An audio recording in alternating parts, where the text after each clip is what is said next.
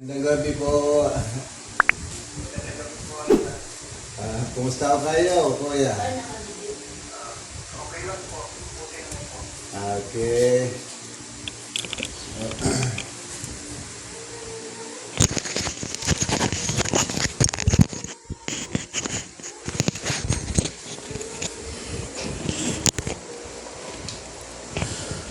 Bismillahi alhamdulillahi rabbil alamin. Wassalatu wassalamu ala rasulihil amin.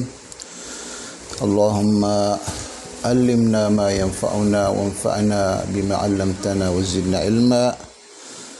Allahumma arina al-haqqa haqqa warzuqna ittiba'ahu wa arina al-batila batila wa waffiqna ijtinaba. Amma ba'd. Una sa lahat ay idalangin po natin sa Panginoon naway kayo ay kanyang ingatan, kasama niyo ang lahat ng inyong mga pamilya mula sa mga masasama, at ganun din idalangin po natin sa Panginoon naway pagkalooban niya ng maraming kabutihan ng maikling oras po natin ngayon. Ang usapan po natin ay tungkol po sa ano po ang dapat natin mapagsumikapan o ano po ang matatawag na mahalagang bagay na ipagkaloob, dapat po natin maipagkaloob sa ating mga sarili dahil sa napapansin po natin, mismo tayo ang nakakapansin sa lahat ng ating mga pagsusumikap sa ating mga gawain ay wala po tayong layunin maliban lang sa maibigay po natin sa ating mga sarili ang kaniyang tunay na kabutihan. So, tungkol po sa ganitong katanungan, para po tayo ay makasigurado, ang nararapat po sumagot sa mga ganitong katanungan ay sino po ang matatawag na karapat-dapat magiging Panginoon, dahil sa ang karapat-dapat magiging Panginoon, nasa Kanya po yung mga matataas na katangian, nasa Kanya po yung mga magagandang pangalan. So isa sa mga Kanyang mga katangian, siya po ang tagapaglikha sa lahat ng mga linikha, siya ang tagapanusto sa lahat ng mga linikha, siya ang tagapangasiwa sa lahat ng mga linikha, siya ang tagakontrolado sa lahat ng mga pangyayari, siya ang taga nagmamay-ari sa lahat ng mga bagay o mga linikha. So ibig sabihin, ang Panginoon, siya po ang nakakaalam kung ano po ang ikakabuti ng kaniyang mga linikha at ano po ang makakasama sa kaniyang mga linikha. Kaya ano man ang kaniyang sinabi na o ano man ang kaniyang sinabi na kabutihan, tunay na kabutihan ng ating mga sarili, ay yun din ang dapat natin paniwalaan. Huwag tayong halimbawa maniwala sa ibang mga paliwanag katulad ng paliwanag ng mga katulad natin ng mga tao, dahil sa dalawang klase ang nagbibigay ng payo tungkol po sa ano po ang tagumpay o ano po ang tunay na kabutihan ng ating mga sarili. Ang unang nagbibigay ng payo ay katulad natin na tao, pangalawa ay ang Panginoon mismo. So magkaiba yung dalawang nagbigay ng payo, dahil sa yung Panginoon mismo, isa po sa kaniyang mga katangian, hindi siya magsisinungaling. Isa po sa kaniyang mga katangian ay hindi magkakamali.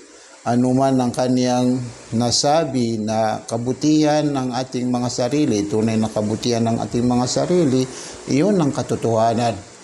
So ngayon, ang nararapat po sa atin para po natin malaman kung ano po talaga ang tunay na kabutihan ng ating mga sarili ay nararapat po sa atin maunawaan kung sino po ang karapat-dapat magiging Panginoon. So napakadaling sagutin ang mga ganitong katanungan. Maari ibatay po natin sa anuman pinaniwalaan ng ibang linika dahil sa maraming klase ang mga linika. Kung ano ang pinaniwalaan ng mga ibang linika na siya po ang karapat-dapat magiging Panginoon, nararapat po sa atin na sumunod at sang-ayunan po natin sila sa kanilang pinaniwalaan. Halimbawa, katulad ng nabanggit sa banal na Quran, kahuling-huling banal na kasulatan, ibinaba dito sa mundong ibabaw na sinabi ng Panginoon, alam tara anna Allah yasjudu lahu man fis samawati wa man fil ardi was samsu wal qamaru was shajaru wan nujumu was shajaru wad dawab wa kathiru minan nasi wa kathirul haqq alayhi al adhab. Sa madaling kahulugan, hindi mo ba nalaman o Muhammad, katiyakan ang Allah ay nagpapatira pa sa kanya ang lahat ng nakatira sa 7 palapag na kalangitan at 7 palapag na kalupaan. Ganon din nagpapatira pa sa kanya ang araw at buwan, nagpapatira pa sa kanya ang mga bituin, nagpapatira pa sa kanya ang mga bundok, nagpapatira pa sa kanya ang mga puno, nagpapatira pa sa kanya ang mga hayop, at ilan sa mga tao na sila po ay nagpapatira pa sa kanya, pero ang karamihan sa mga tao ay ang nararapat po sa kanila ay ang parusa ng Panginoon dahil sa hindi sila sumang-ayon sa anuman pinaniwalaan ng mga ibang linikha na karapat-dapat magiging Panginoon. Kung ito ang paniniwalaan po natin na karapat-dapat magiging Panginoon katulad ng pinaniwalaan ng ibang linikha, ano po ang kanyang naibigay na advice o payo tungkol po sa pagsasabi na tunay na kabutihan ng ating mga sarili. So, pakinggan po natin yung kanyang sinabi. Ito ay kanyang binigkas sa wikang Arabic. Sa kanyang sinabi, wa ma khalaqtul jinna wal insa illa li'abudun, hindi ko linikha ang mga engkanto, mga tao, maliban lang sa ako ay kanilang sambahin. So yung sinabi niya na pagsamba sa kanya, yung pagsamba sa kanya, iyon ang kanyang ginawang layunin sa kanyang paglikha sa atin. So bakit ganito ang ginawa niyang layunin sa kanyang paglikha sa atin? Dahil sa iyong pagsamba sa Kanya, ito po ang dapat natin masabi na tunay na kabutihan ng ating mga sarili. Dahil nasa dalawang klase ang mga gawain natin dito sa mundong ibabaw. Unang klase ay mga gawain na dito lang natin mapapakinabangan dito sa mundong ibabaw. Pangalawang gawain ay yung mga gawain na higit pa sa mapapakinabangan natin dito sa mundong ibabaw ay mapapakinabangan natin doon sa kabilang buhay. So magkaiba ang dalawang bagay na ito. At dapat ang pipiliin po natin yung mga gawain na mapapakinabangan po natin dito sa mundong ibabaw at higit sa lahat ay mapapakinabangan natin doon sa kabilang buhay. Ano po ang matatawag po natin ng mga gawain na mapapakinabangan natin dito sa mundong ibabaw at higit sa lahat ay mapapakinabangan natin doon sa kabilang buhay? Yung mga gawain na kalugod-lugod o ang tatanggap mismo sa mga gawain na ito ay ang Panginoon. Dahil sa kapag ang isang gawain ay tinanggap ng Panginoon, alam po natin na kapag tinanggap ng Panginoon ang isang gawain, kahit sabihin po natin na napakasimpleng gawain, pero masasabi po natin na sobrang napakahalagang gawain dahil sa higit sa mapapakinabangan natin ito dito sa mundong ibabaw ay mapapakinabangan natin doon sa kabilang buhay. Hindi lang ang pagsusumikapan po natin, yung mga gawain o na dito lang natin mapapakinabangan sa mundong ibabaw, kundi ang nararapat po natin pagsumikapan yung mga gawain na higit pa sa mapapakinabangan natin dito sa mundong ibabaw ay mapapakinabangan natin doon sa kabilang buhay dahil sa isa po sa importante na paniwalaan, dapat po natin paniwalaan ay kabilang po tayo sa mga linhika ng Panginoon. So, ang klaseng buhay na pinagkaloob sa atin ng Panginoon ay buhay na walang hangganan. Dahil sa klase-klase ang buhay na pinagkaloob ng Panginoon sa kanyang mga linhika. May mga klaseng linhika ng Panginoon na ang buhay na pinagkaloob sa kanila ng Panginoon ay kapag sila ay mabawian ng buhay ay hanggang doon lang sila. Pero tayo, iba po tayo sa mga linhika ng Panginoon dahil sa ang klaseng buhay na pinagkaloob sa atin ng Panginoon ay buhay na walang hangganan. Ang ibig po sabihin na buhay na walang hangganan, kahit tayo ay madatnan, mabawian ng buhay, may oras, may panahon na tayo po ay babangon muli. Bakit po tayo babangon muli? Dahil sa ipagpapatuloy po natin yung buhay na pinagkaloob sa atin ng Panginoon. Dahil sa ang klaseng buhay na pinagkaloob sa atin ng Panginoon ay buhay na walang hangganan. So saan po natin ito maipagpapatuloy? Doon sa tinatawag na kabilang buhay. Ang kabilang buhay, wala pong pinaghanda, wala po tayong madadatnan na lugar doon sa kabilang buhay, maliban lang sa dalawa. Una, ang paraiso, pangalawa ay ang impyerno. Sana po ay doon po tayo makakatuloy, makakapasok sa paraiso. Kung saan man tayo makakapasok sa dalawang lugar na ito sa kabilang buhay, ay ang klaseng buhay po natin doon ay habang buhay. Kung doon po tayo makakatuloy sa paraiso, ano man ang madadatnan natin na mga kabutihan ng ating mga sarili, yun ay matatawag na kabutihan na walang hangganan. Bakit po natin nasabi na mga kabutihan na walang hangganan? Dahil sa tayo mismo ang nagmamayari sa kanila, ay hindi po tayo mababawian ng buhay. Hindi po tayo mababawian ng buhay. Ang ibig po sabihin, lahat ng mga kabutihan na ating mapapakinabangan doon sa paraiso ay hindi mawawala sa atin. At ito ay hindi mapuputol. At ito ay ito ay habang buhay natin mapapakinabangan. So dahil sa yung buhay na ipagkakaloob sa atin ng Panginoon doon sa kabilang buhay, doon sa paraiso ay buhay na walang hangganan. Mayroon pong katibayan sa ganitong paliwanag. May nabanggit si Propeta Muhammad, sumakanya nawa ang kapayapaan, at sinabi niya, kapag makapasok ang mga tao sa paraiso at makapasok ang mga tao sa impyerno, kakausapin po sila ng Panginoon at nasa tabi niya ang isang tupa at sasabihin ng Panginoon sa kanila, alam niyo ba yung nasa tabi kong isang tupa? At sasabihin nila, alam namin yun ang kamatayan. At sasabihin ng Panginoon sa kanila, yung kamatayan, siya naman ang papatayin.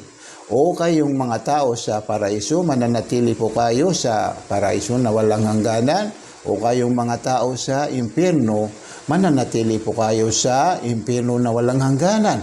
So, katulad ng ating nasabi, kahit saan man tayo makapasok sa dalawang lugar na ito, ang klaseng buhay natin doon ay buhay na walang hangganan.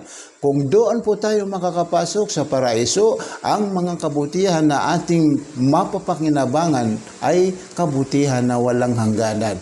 Ikumpara po natin ito sa mga kabutihan na ating pinapakinabangan dito sa mundong ibabaw ay napakalaki ang pinagkaibahan nilang dalawa. Dahil sa kahit sabihin po natin, nakuha po natin yung mga bagay dito sa mundong ibabaw, pero ang papakinabang natin sa kanila ay may hangganan dahil sa tayo mismo ang nagmamay-ari sa kanila ay may hangganan ng ating oras. May oras na tayo po ay mababawian ng buhay dahil sa walang isa man sa atin na siya ay makakaligtas o di kaya siya ay hindi mababawian ng buhay. Kung ang mga propeta, sila ang mahal ng Panginoon, sila ay nabawian ng buhay. Ito ay malinaw sa sinabi ng Panginoon, kullu nafsin dha'iqatul maut. Ang ibig po sabihin, lahat ng may buhay ay mababawian ng kamatayan o mababawian ng buhay, madadatnan ng kamatayan. So, ang ibig po sabihin, dahil sa may hangganan ng buhay natin dito sa mundong ibabaw, ay yung mga kabutihan na ating pinapakinabangan dito sa mundong ibabaw ay may hangganan. Kapag tayo ay mabawian ng buhay, yung mga magagandang tahanan po natin ay iiwanan po natin ito. Yung mga magagandang sasakyan po natin, iiwanan po natin ito. Yung mga magagandang kasuotan po natin, ito ay ating iiwanan. Yung mga masasarap na mga pagkain, ito ay ating iiwanan dahil sa tayo mismo ay nabawian ng buhay.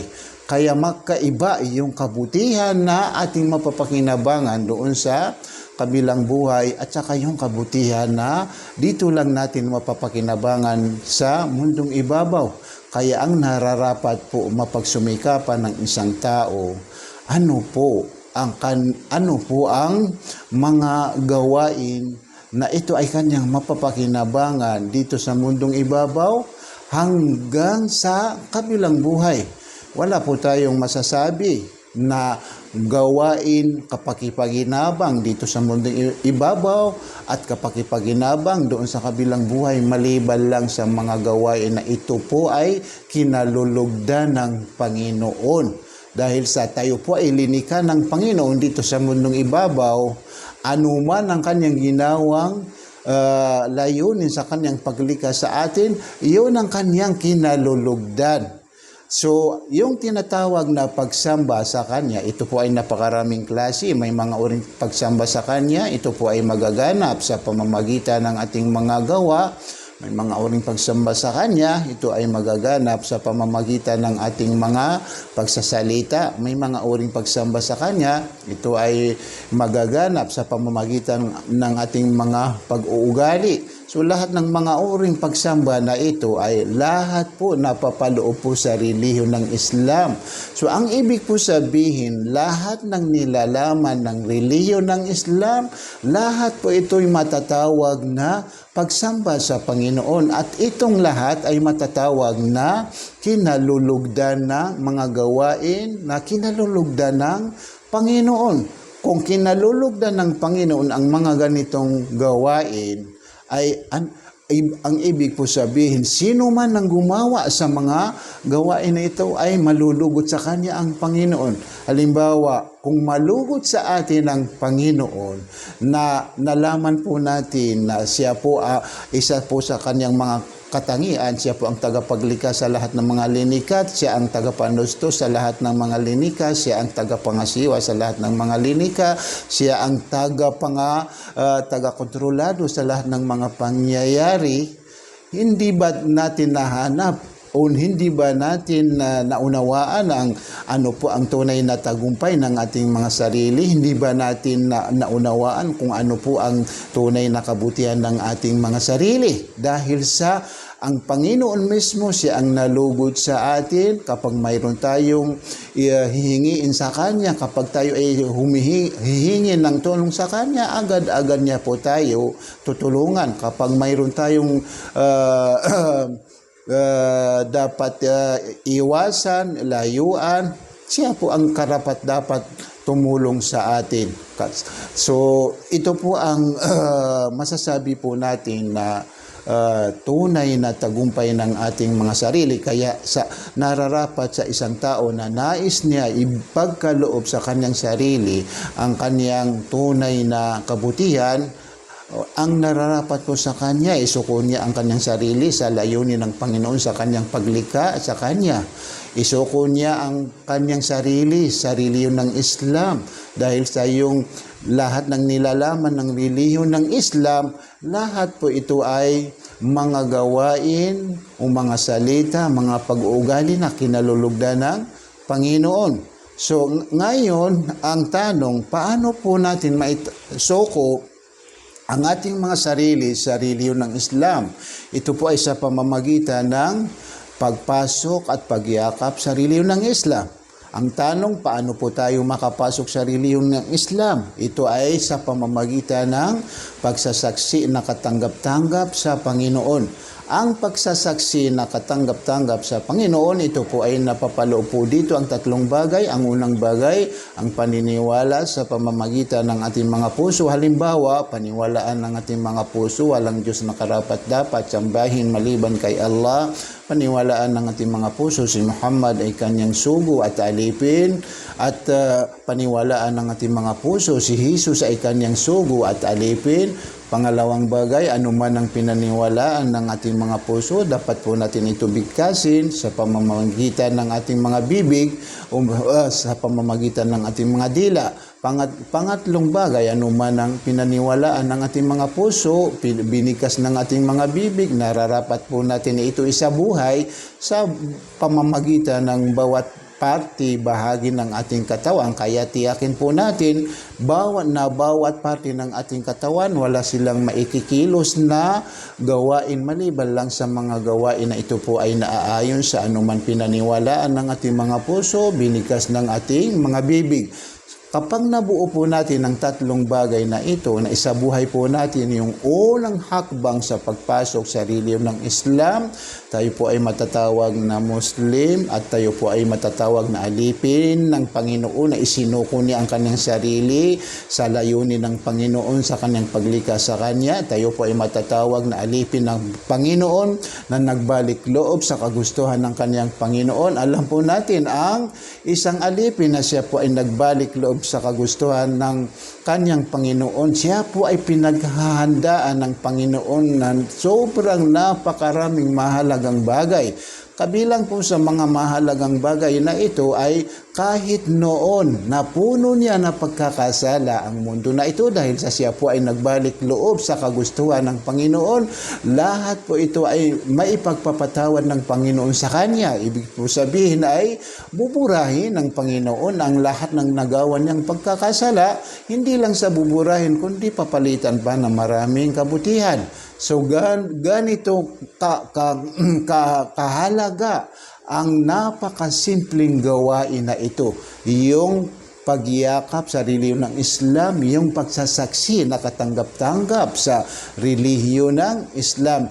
Kaya kung mayroon tayong nalaman na unawaan na napakahalagang bagay ang nararapat po sa atin, ay samantalahin po natin ito at huwag natin palampasin, huwag natin ipagpadamot sa ating mga sarili, lalo na tayo po ay naniniwala na hindi natin hawak ang ating mga buhay, hindi po tayo makakasigurado kung aabot pa tayo sa susunod na mga araw, aabot po tayo sa susunod na mga buwan. Walang kasiguraduhan na tayo po ay aabot sa mga susunod na mga panahon. Kaya kung mayroon po tayong naunawaan na napakahalagang bagay, nararapat po natin ito samantalahin at nararapat po natin ito, huwag natin ito palampasin. Para po tayo makasigurado, kapatid, ay isabuhay po natin yung unang hakbang sa pagyakap sa relihiyon ng Islam. Sundin niyo po ako, kapatid, sa anuman bibigkasin ko, bigkasin natin muna ito sa lingwaheng Arabic, tapos i-translate natin sa lingwaheng Tagalog para malaman po natin, maunawaan po natin ano po ang kahulugan. So itaas po natin ang ating kanang kamay, ang ating hintuturo. Ganito, kapatid, ito ay sinyalis ng ating sinasamba. Ang Panginoon na ating sinasamba ay nag-iisa. Ang ibig po sabihin na nag-iisa ay wala siyang katambal at wala siyang kaagaw. So ibig po sabihin ay hindi po tayo pwede magkaroon ng dalawang Panginoon, dahil sa kung dalawang Panginoon ay tiyak na magugulo po tayo, dahil sa sila po ay makakaagawan ng kagustuhan. Kapag nagkaagawan sila ng kagustuhan ay magugulo tayo mismo. Kaya isa po sa nararapat, napakahalagang katangian ng sino man ang nararapat magiging Panginoon ay siya po ay walang katambal. Ito po ang sinyalis. Ito po ang kahulugan. Okay? So taasan po natin, lakasan po natin kapatid ang ating pagbibigkas. Ashhadu alla ilaha illallah wa ashhadu anna Muhammadan abduhu wa rasuluhu wa ashhadu anna Isa abduhu wa rasuluhu. Ako ay sumasaksi na walang Diyos na karapat-dapat sambahin maliban kay Allah, at ako ay sumasaksi na si Muhammad ay kanyang sugo at alipin, at ako ay sumasaksi na si Jesus ay kanyang sugo at alipin. Allahu Akbar. Congrats sa iyo, kapatid.